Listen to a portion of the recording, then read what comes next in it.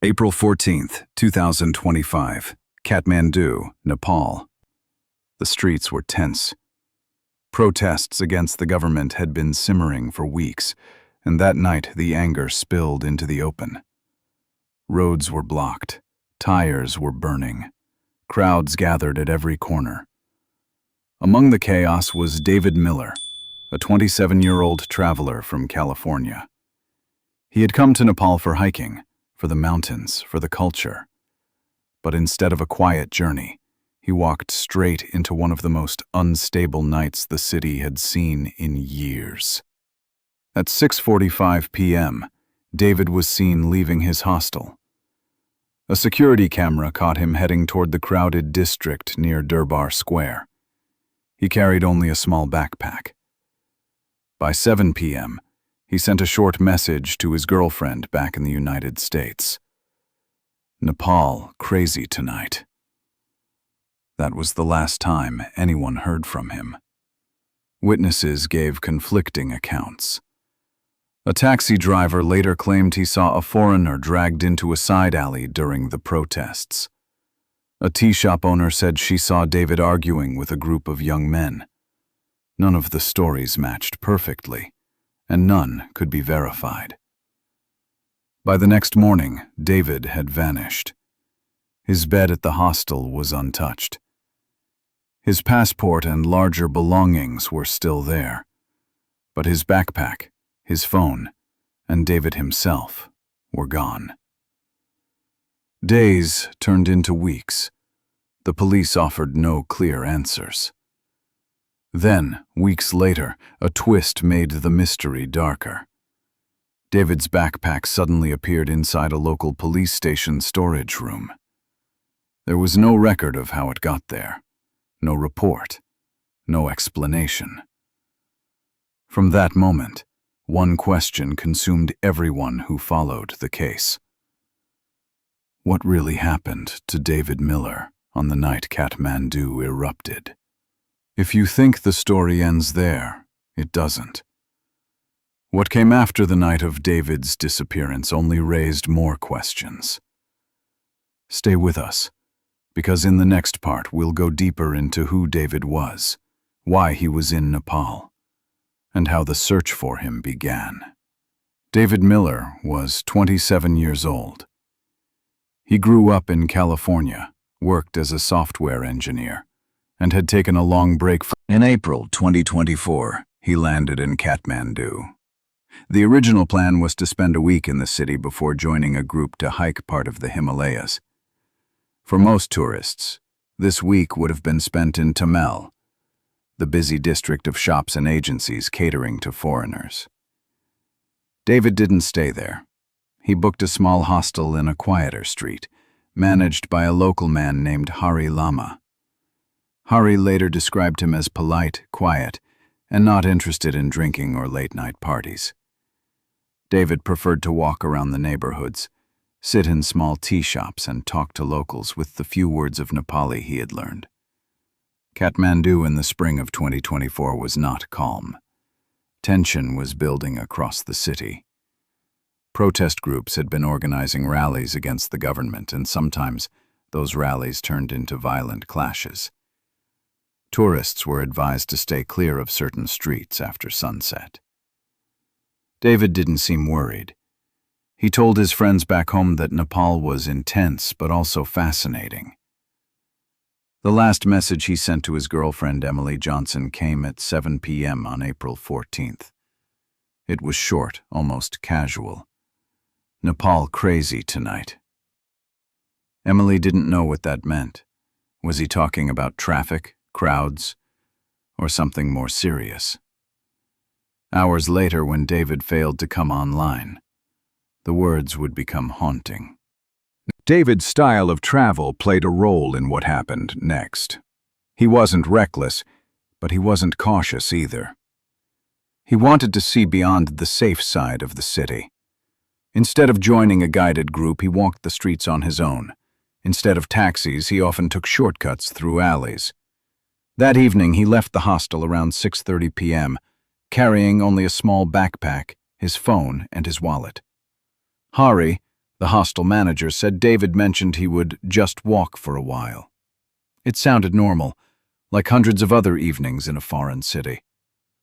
But Kathmandu that night was different. Protesters had gathered near one of the main intersections. Smoke from burning tires filled the streets. Chants echoed against the old buildings. Tourists who wandered too close were told to turn back. Some did. David didn't. Witnesses later recalled a tall foreign man moving through the crowd, trying to find a way past. What set David apart from other tourists was his refusal to stay inside the bubble. For him, the bubble was part of the problem. He wanted the real experience. But this decision, made in minutes, placed him at the center of a city in chaos. Hari Lama later said he wasn't surprised David didn't come back for hours.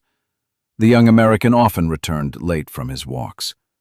Only when midnight passed did Hari begin to wonder. By the next morning, David's bed was still empty. His backpack was gone, his wallet and phone gone with him. The hostel became the first link in a chain of questions that investigators would struggle to answer. Emily, thousands of miles away in San Diego, woke up to silence. She sent him another message, then called. No answer. At first, she assumed he was out of service, maybe in a mountain area. But then she remembered his text. Nepal crazy tonight. She sent another message, then another. Nothing came back.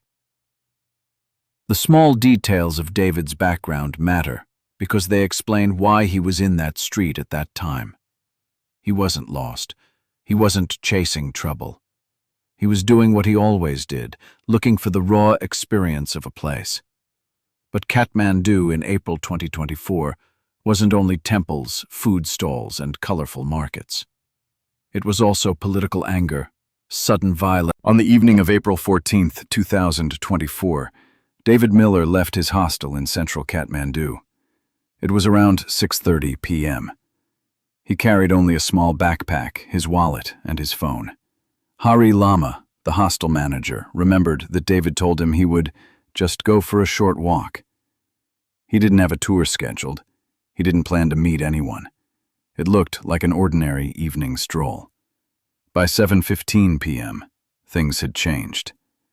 The streets near Durbar Square were filling with people.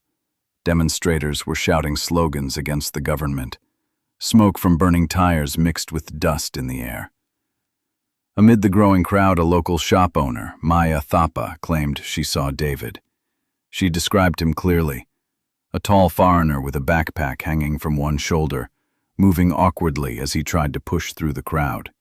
The timing of her sighting matched several amateur videos recorded that evening. From 7:30 to 8 p.m., the situation grew more chaotic. Protesters clashed with riot police. Batons swung, people fell, and cameras captured brief moments of confusion. On one shaky video uploaded to social media, a figure resembling David appears for just a few seconds. He seems to stumble, pushed down by the movement of the crowd. Then he disappears from view, swallowed by the chaos. The image is blurry. No one can say with certainty that it was him. But to investigators, that fragment became the last possible public sighting of David Miller. At almost the same time, David's phone signal went dead. Cell tower logs later confirmed that his final ping came from the very intersection where the clashes were most intense. After 8 p.m., there were no more calls, no messages, no online activity. The device simply stopped. Back at the hostel, his roommate waited for him. The hours dragged on. Midnight passed and David did not return. By morning, the bed in his room was untouched. His main luggage was still there. His passport was missing from his backpack because he had taken it with him, but all other travel items remained in place. Only the phone, the wallet, and the backpack were gone, vanished with him. Later that day, reports from witnesses began to surface. A taxi driver, Suresh Koirala, said that left investigators with two conflicting accounts. Maya said she saw David trying to cross the square before the violence erupted fully. The social media video appeared to support her statement. Suresh insisted David was dragged into an alley. Neither version could be confirmed with hard evidence. The problem was the gap. A narrow, deadly window between 7 and 8 p.m. In less than 1 hour, David left his hostel, entered a tense street, and disappeared.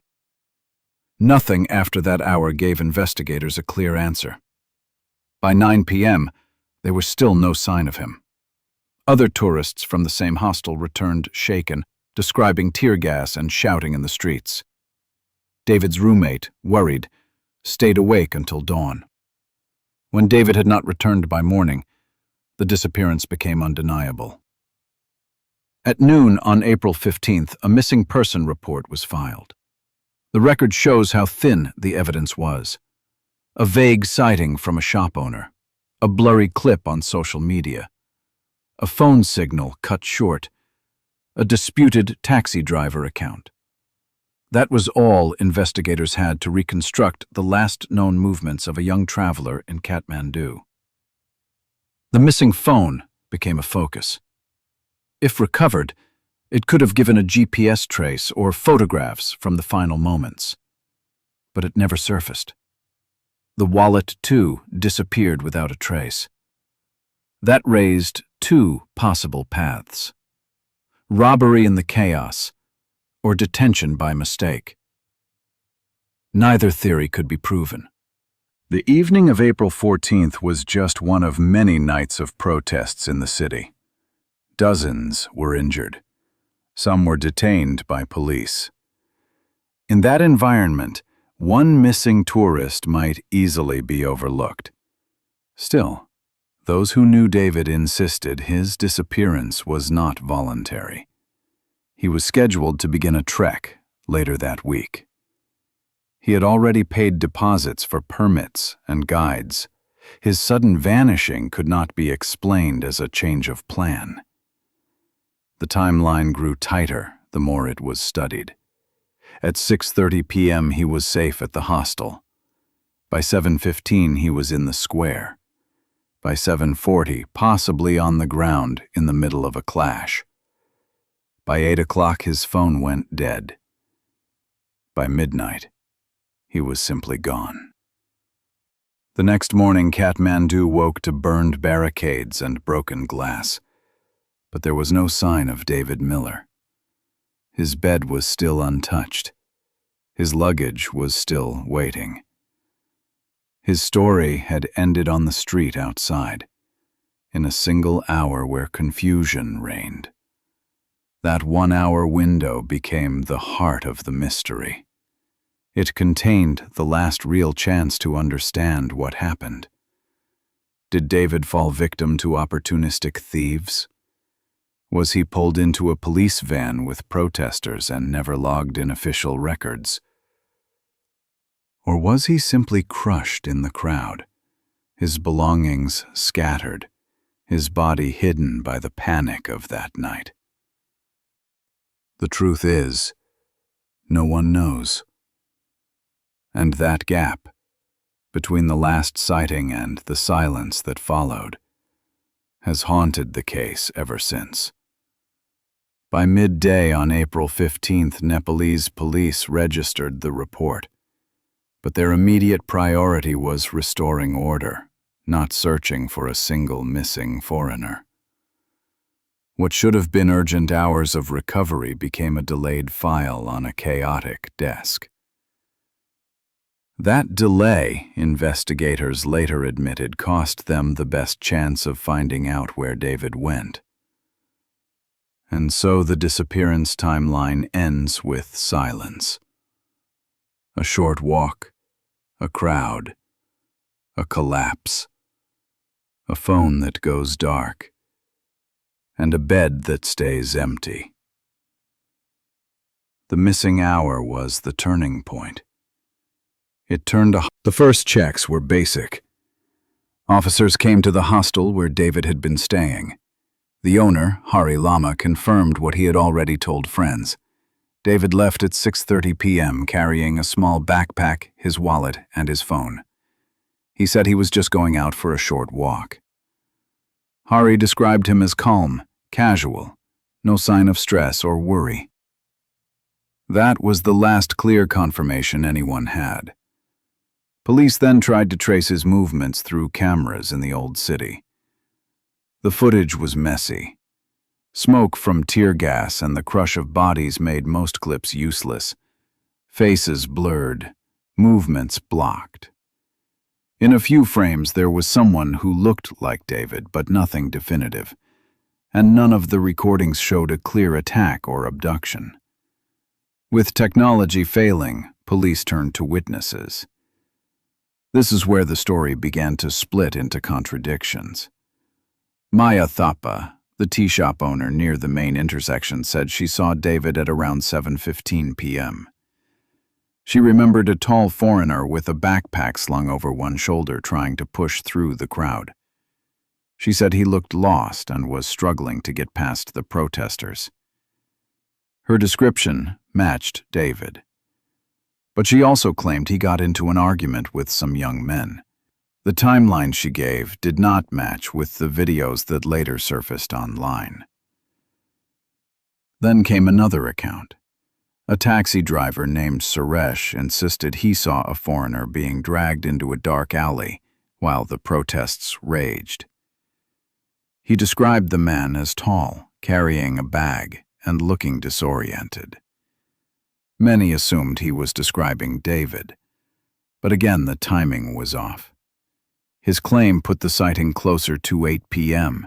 when David's phone had already gone silent. And there was no video, no photo, nothing to prove what he said. The police wrote down both statements but did little to follow up. No immediate search of the alley, no checks on the group Maya claimed had confronted David, no attempt to collect additional footage from the surrounding shops. The chaos in the streets became an excuse for inaction. By April 16th, the situation was already slipping away. David's phone had gone dark the night before, just after the disputed video clip appeared online. Technically, investigators had what they called a hard stop, the moment when all digital traces ended. That stop came at 8 p.m. on April 14th, and from there, the record was empty. But the lack of evidence did not push police into urgent action. Instead, it paralyzed the investigation. Without hard leads, they drifted into speculation. Some whispered that David had been swept up by riot police and taken to a holding cell with dozens of local protesters. If that was true, his name never appeared on any official list. The government denied it flatly. Others argued he was a victim of street crime, a foreigner in the wrong place at the wrong time, robbed and possibly killed in the chaos. The problem? There was no body, no blood, no weapon, nothing to support it. A third theory, the most dismissive, suggested he had simply chosen to disappear, that maybe David walked away from his life in California, used the cover of the protests to vanish. For those who knew him, that theory was insulting. His passport, his main belongings, and even his mountain trek plans were still at the hostel. Nothing suggested he was planning to run. These early theories revealed more about the failure of the system than about David himself. Police clung to rumors because they lacked real evidence, and they lacked evidence because they had wasted the most important window of time. In missing person cases, investigators often speak of the golden 72 hours, the first 3 days when leads are fresh, witnesses remember clearly, and digital evidence is still intact. In David's case, those hours were lost. Police were busy clearing streets, chasing protesters, and filing paperwork about riot damage. By the time they came back to the disappearance, much of the trail had been erased. Witness memories grew foggy, stories shifted, timelines conflicted. And worst of all, the cameras that might have captured David's movements beyond the intersection were already overwritten. In Kathmandu, many shops and hotels reused their digital tapes every few days. Without police requests to secure them, those crucial files disappeared forever. Even the hostel records were mishandled. Hari's first statement mentioned that David left calmly. Why had the police failed to search the alley immediately after Suresh spoke up? Why hadn't they pulled every possible CCTV feed before the data was lost? Why did the hostel report change? And why was the missing person case treated as routine when it involved a foreign national vanishing during political unrest? The government had no good answers. Officials repeated the same line. Resources were stretched thin because of the protests. But for many, that sounded like an excuse. By the end of the week, the case had already fallen into the category of cold, no new evidence, no leads to chase. And yet, people kept talking. In tea houses, in hostels, in taxi rides across the city, the story of the missing Americans spread. Every retelling carried frustration. Every version blamed the authorities for letting the trail slip away. Because in the end, the failure was not just about losing David. It was about losing the chance to find him. The police had time, they had witnesses, they had access to cameras and technology. But they failed to act. And as the trail went dark, so did the public's trust. David Miller disappeared in one of the busiest, most watched parts of Kathmandu, and still within days, his case became another unsolved mystery. The public wanted answers. Instead, they got silence, contradictions, and excuses. And that silence turned into anger. Anger directed squarely at the Nepalese police and the officials who let a critical investigation slip through their hands. As weeks passed, suspicion grew, not just about what happened to David, but about whether the authorities were hiding their own mistakes. That suspicion would only intensify in the next stage of the story. On April 17th, 3 days after David Miller was reported missing, the case was already losing momentum. His family back in California kept calling the Kathmandu police, but they received the same answer. We're still reviewing the situation. For them, that meant waiting. For the family, it meant agony. Inside the hostel where David had been staying, the mood was tense. Travelers whispered about what had happened. Some said he was dragged into the riots. Others believed he had been robbed. The first was a taxi driver named Suresh. He insisted he saw a foreign man, tall and carrying a backpack, pulled into a narrow alley around 7:45 that evening. He told reporters the man resisted, that he looked terrified. People immediately linked his words to David. The problem was timing. David's phone had gone dark around 8 p.m. after the last blurry video clip from the protests. If Suresh's sighting was true, why was there no trace beyond that? And why had no one else in the crowded area noticed the same thing? Skeptics began to doubt his story. Some said he made it up for attention. But others clung to it, desperate for any lead in a case that was running on fumes. Then came Maya Thapa, the tea shop owner at the main intersection. She described a tall foreigner arguing with several young men during the chaos. She swore it was David. Her story, however, didn't fit the timeline either. Videos circulating online showed a man who looked like David being shoved to the ground, but the clip didn't show any argument. And Maya's description came across as strangely detailed for someone trying to watch her shop during a riot. Rumors swirled that she knew one of the protesters personally, and that she might be protecting someone. Confusion grew worse when the name Bikash Gurung surfaced. He was a 25-year-old protester with a history of arrests for disorderly conduct. Several people claimed they had seen him pushing a foreigner that night. Soon his name was all over Nepali social media. Bikash was painted as the man responsible. Yet there was no photo, no video, nothing solid to prove it. He denied everything, saying he was nowhere near the intersection. But once a name was out there, the damage was done. As suspicion spread among the public, another theory began to dominate.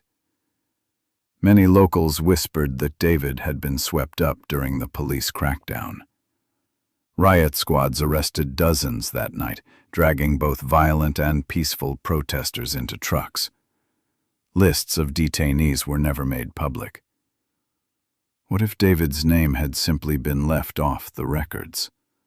What if he was locked in a holding cell somewhere, forgotten? That possibility gained traction when people learned of a troubling detail. Meanwhile, reports from other travelers painted another picture. Several tourists said they were mugged in the same area on the night of April 14th. Some had phones stolen, others lost wallets. A few said knives were shown. These accounts fueled another theory, that David had fallen victim to one of Kathmandu's street gangs, who used the chaos of the protests to hunt for foreigners. But again, there was no evidence of David's belongings showing up on the black market. His wallet and phone never surfaced. By April 20th, the case was drowning in contradictions.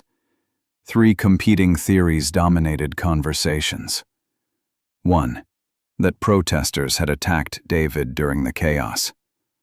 2. That police had arrested him by mistake, then erased the evidence. 3. That he had been targeted by criminals, his body hidden somewhere in the old city. Each theory had supporters, each had gaps, and none could be proved. In tea shops across Kathmandu, arguments broke out over who was to blame. Locals who distrusted the government pointed fingers at the police, convinced they had taken David and buried the truth. Foreign travelers, already wary of the protests, focused on the protesters themselves, saying the streets were too dangerous. And in the middle were the officials, who gave no answers, only silence. The frustration was raw.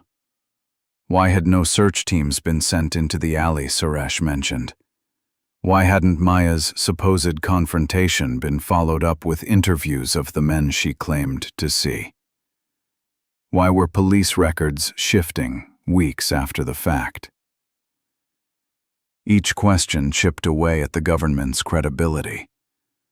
The more the authorities said nothing, the louder the rumors became. At the hostel, David's empty bed was a reminder that the case was no longer just about one man. It was about trust. If a foreign tourist could vanish in the busiest part of the city, with cameras everywhere, what did that say about safety in Kathmandu? As days turned into weeks, the story refused to die. Hashtags demanding answers trended in Nepal. Foreign travel blogs warned readers to stay away, and every new conversation circled back to the same point. The police had wasted time, ignored evidence, and left David's fate to speculation. It wasn't just a disappearance anymore. It was a scandal. And then, just as the anger peaked, a new twist appeared. 2 weeks after David vanished, police announced they had found a backpack. Inside were a jacket, a passport, and a few personal items. They claimed it had been turned in anonymously. But there was no record of who handed it over, no clear paperwork, no explanation of why it ended up in a local station storage room. Instead of resolving doubts, the discovery deepened them. If the backpack was genuine, why hadn't it appeared earlier? And if it was planted, who wanted it to be found and why? What should have been a breakthrough only pushed suspicion further. By the end of April, the disappearance of David Miller had moved far beyond a personal tragedy. It was now a mirror reflecting the failures of a system. Inconsistent witness accounts. A protester turned into a villain without proof. A police force accused of hiding mistakes. Gangs whispered about but never caught. And a single backpack, the only real clue, surrounded by shadows. The public was left with three competing stories and no resolution. Protesters blamed police. Police blamed chaos. Tourists blamed both. And the truth remained buried somewhere in the narrow streets of Kathmandu. But one thing was certain. The pressure was building. And when the mysterious backpack surfaced, the entire case shifted into a new, darker phase. Because in this story, every answer only created more questions.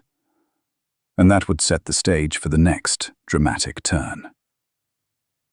On April 28th, 2 weeks after David Miller vanished, the Kathmandu police made an announcement. They claimed a backpack, believed to belong to David, had been found and logged into evidence at a small district station near the protest site. The news came out of nowhere. No details about who brought it in. No explanation for why it had taken 2 full weeks to reveal it. Inside the bag, investigators listed a handful of items. A thin jacket, rumpled and stained. David's passport, creased and water-damaged. A notebook with several pages blurred from moisture.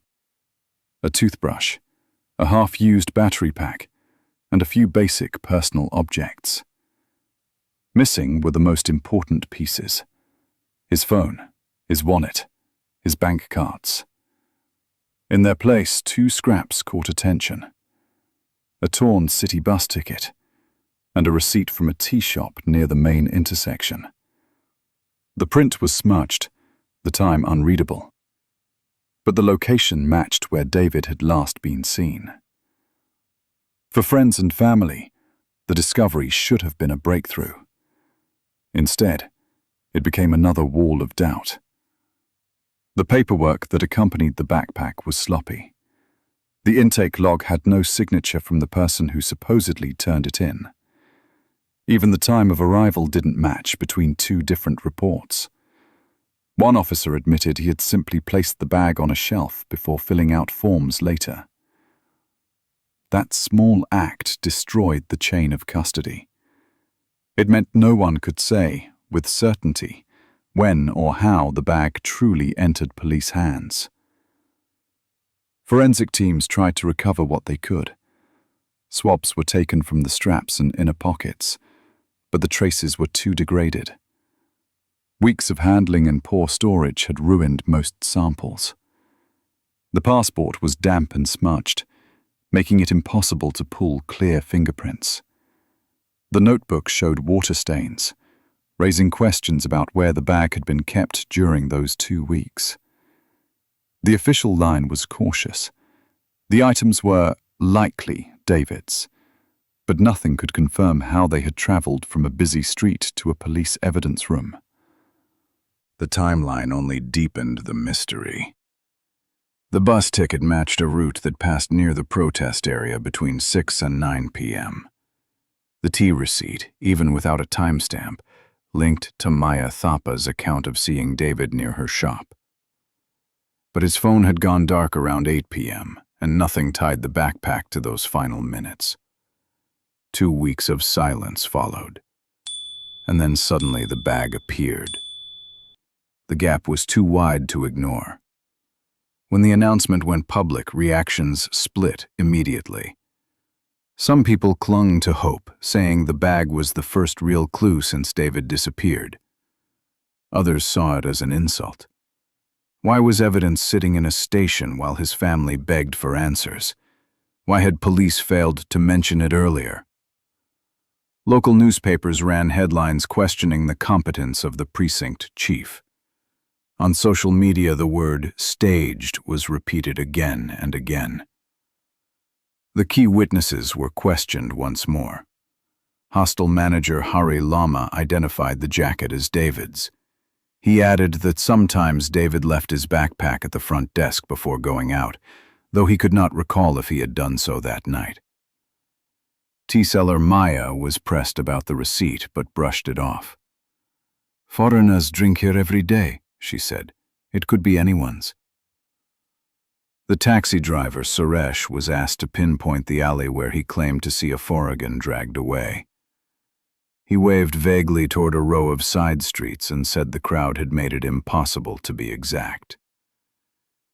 The station chief gave a single statement. The error was due to work overload after the riots. He refused to discuss where the backpack had been before arriving at his office. Investigators tried to build from the scraps. They checked nearby cameras, hoping one might show someone carrying the bag toward the station. Most had already been overwritten. A few that survived were out of order or pointed in the wrong direction. They tracked the bus ticket, but Kathmandu's buses didn't use electronic passes.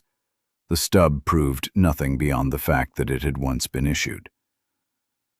Pawn shops and flea markets were searched for David's missing phone and wallet. Nothing surfaced. And so the theories grew. If David had been detained by the story that should have moved forward hit another wall. The object meant to be a key became another symbol of doubt. People asked not just what happened to David, but whether officials were protecting themselves instead of finding the truth. The mysterious break was no break at all. It was a reminder that the search for David Miller had slipped beyond logic, into a maze of contradictions. And in that maze, the only clear fact remained the same. David was still missing. The investigation hits a wall. Police say there is no body, no clear camera angle, no final sighting beyond the blurred clip. Every briefing repeats the same line. Nothing conclusive. The file narrows to 2 unreliable witness statements and a backpack that appeared 2 weeks late with paperwork that does not match itself. That is the whole case. No weapon, no verified suspect, no digital trail after 8 p.m. Leads don't build, they loop. From that dead stop, the first theory grows: mistaken arrest. Many believe David was swept up when riot police cleared the intersection. Dozens of locals were detained that night. People remember the trucks. People remember the line outside the station. If he was taken with them, his name should be on a list. It isn't. Officials release rosters that skip entire blocks of time. Some entries are handwritten, others typed, none of them complete. The story from the desk sergeant changes with each retelling. First, he says the jail was never full. Then he says it was over capacity and people were processed off-site. Both cannot be true. When asked about foreign detainees, the answer is firm: none. Yet nobody explains how a backpack linked to David ended up in a station property room with no verifiable chain of custody. People don't forget paperwork for a foreign traveler during unrest, unless forgetting helps. The second theory sounds simpler and, to some, more likely. Street crime. The city was chaotic. Tourists reported thefts that same night. A pickpocket crew could have watched the crowd, waited for a moment, and followed the tallest foreigner out of the smoke. In that version, David is approached on a side street, pushed or threatened, and relieved of his phone and wallet. So the third theory takes shape, the one no one wants to say out loud first: staging. The backpack is not a clue, it is a prop. Someone placed it in the station to push the story away from the arrest question and toward a familiar narrative: tourist, bad luck, wrong street. That theory leans on the gaps that should not exist. The unsigned property form, the mismatched timestamps, the officer who admits the bag sat temporarily on a shelf before it was logged days later. The cameras outside the station that were offline or overwritten before anyone checked them. If the backpack is staged, The chain of custody failure is not an accident. It is a feature. Each theory survives because evidence is weak, not because evidence is strong. That is the core problem. The phone goes dark and stays dark. Cell site data stops at the intersection. Bank cards never move. There are no reliable pings on public transit cards, no ride-hail receipts, no flight bookings, no border records. His hostel bed is empty, and it stays empty. The only new object in the case appears inside a building run by the same system accused of mishandling the first 72 hours. Public pressure builds and splits. Foreign travelers watch the forums and choose sides. Some say Nepal streets are dangerous during unrest and treat the case as a cautionary tale. Do not wander into a protest. Stay out of the old city at night. Others argue danger is the easy answer and point to the paperwork. If officers had locked the footage on day one and canvassed the alleys within hours, this story might be different. Locals split as well. Many blame the police for delay and secrecy. Others blame the protesters for chaos that hid a crime. The hashtags rise, then fracture into competing tags, each a verdict without a trial. The witness narratives harden but do not align. Maya, the tea seller, insists she saw an argument. Her timeline puts David at the corner around 7:15 p.m. The social video that looks like him falling surfaces closer to 7:40. The taxi driver, Suresh, talks about a foreigner dragged into an alley near 7:50, but he cannot point to the exact spot when asked to. Investigators say they checked the scrap metal yards, the phone repair kiosks, the second-hand markets. None show a device with David's IMEI moving in those 2 weeks.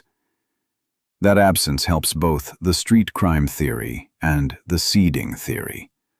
It says a thief was cautious or connected, or it says there was no thief at all.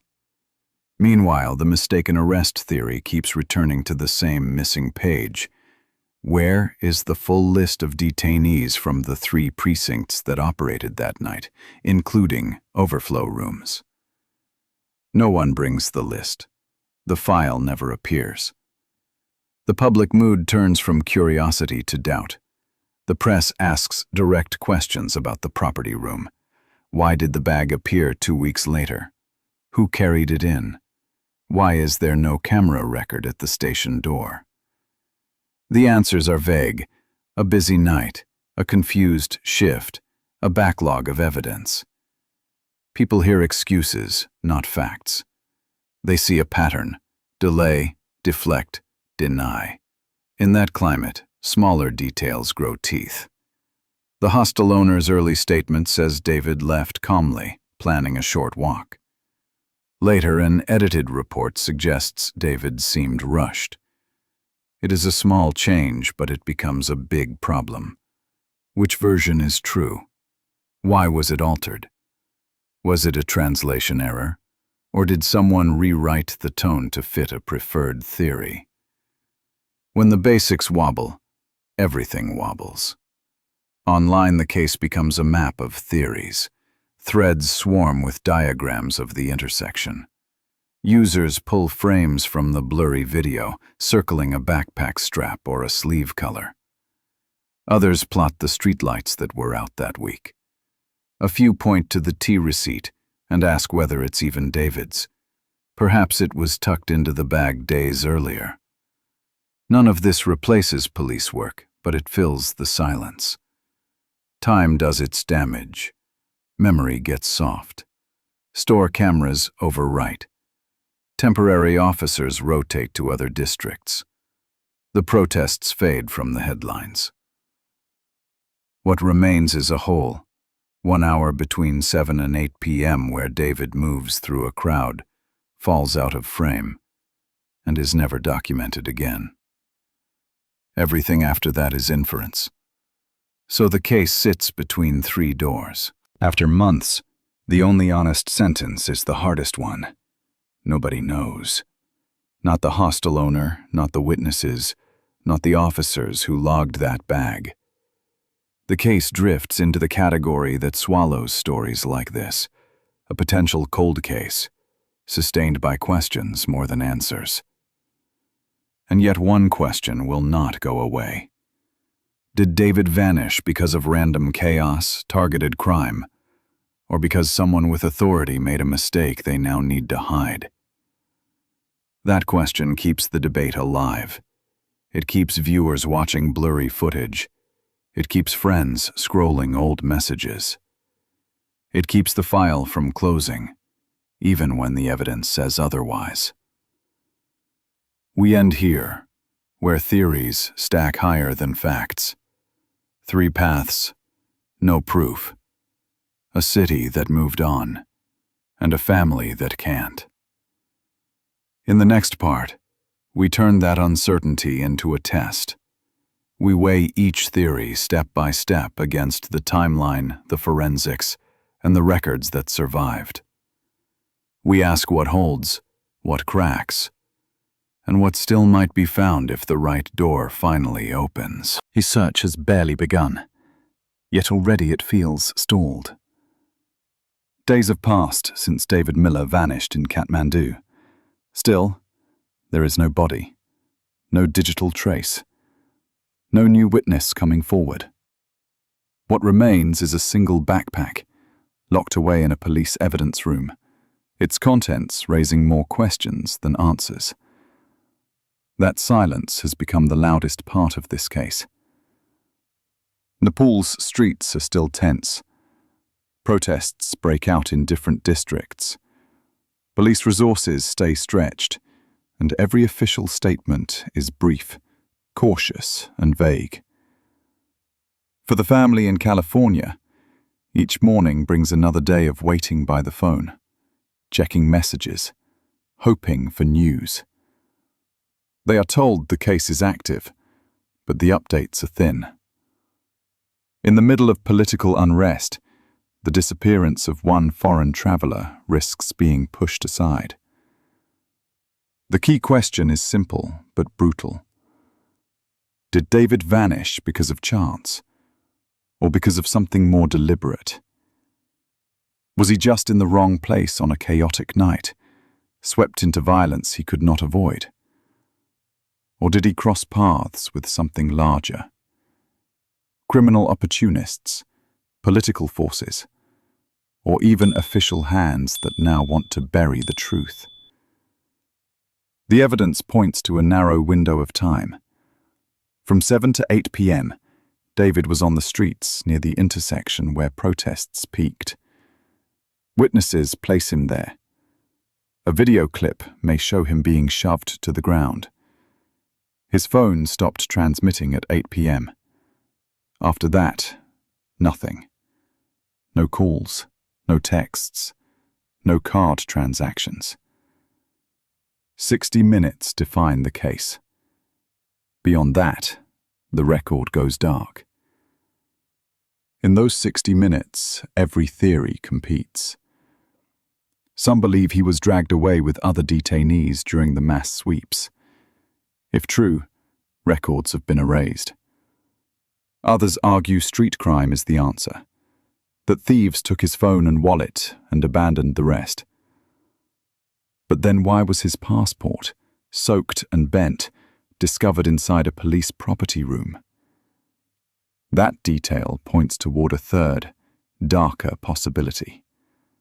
That someone placed the bag there on purpose, steering the investigation into confusion. For the public, so the mystery remains. A young traveler left his hostel for a short walk. He was seen in a crowd, maybe seen again falling, and then never again. His belongings appeared 2 weeks later in a place that raises more suspicion than relief. Each element is thin on its own. Together, they build a picture of confusion, delay, and unanswered questions. That leaves us here, staring at a single gap in time. Was David's fate sealed by accident, by crime, or by a system that would rather erase mistakes than admit them. The truth is locked inside that missing hour. Until someone speaks or new evidence emerges, it stays locked. This is where the story pauses, not with closure, but with questions, not with justice, but with silence. And silence is the hardest thing for a family waiting thousands of miles away. If you have followed the story this far, now the question is yours. Which theory do you believe? Was David the victim of chaos, of crime, or of something carefully hidden? Leave your thoughts below. Don't forget to subscribe so you don't miss the deep dive into each theory in the next part. And share this video, because the more people who hear David's story, the harder it becomes for him to be forgotten.